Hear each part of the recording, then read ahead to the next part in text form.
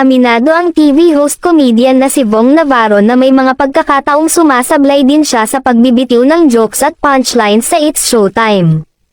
Kaya naman humihingi siya ng pasensya at pangunawa sa madlang people kasabay ng pagpapasalamat sa lahat ng taong nagmamahal at hindi nang iwan sa kanya sa gitna ng mga pagsubok. Ayon kay Vong, nang dahil sa dami ng challenges na hinarap at pinagdaanan niya ay may mga araw na sumasablay siya sa mga binibitiwang hirit sa kanilang noontime show. Knows daw niya na ang ilan dito ay nagba-viral pa sa social media.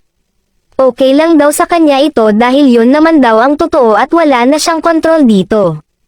Maraming salamat kasi hinahabaan nyo ang pasensya nyo kasi minsan lutang ako, roller coaster ang pinagdaanan ko, hirap explain, simulang pagbabahagi ni Vong sa It's Showtime. Minsan sabaw ako rito, pero nandyan kayo, kahit yung mga bitaw ko, mga hirit ko is sablay, papuntang norte, papuntang south. Hindi ko alam, pero nandyan kayo to support me, dahil alam kong mahal na mahal nyo ako, sabi ng kapamilya comedian. Kasalukuyan ngang nagpapahinga ang TV host actor ngayon at nagpapakondisyon at sanay maunawaan ng mga madlang people. Samantala, nangako naman na babalik ito soon sa programa. Bukod dito good news din dahil may niluluto ito na proyekto kasama ang aktor na si Coco Martin.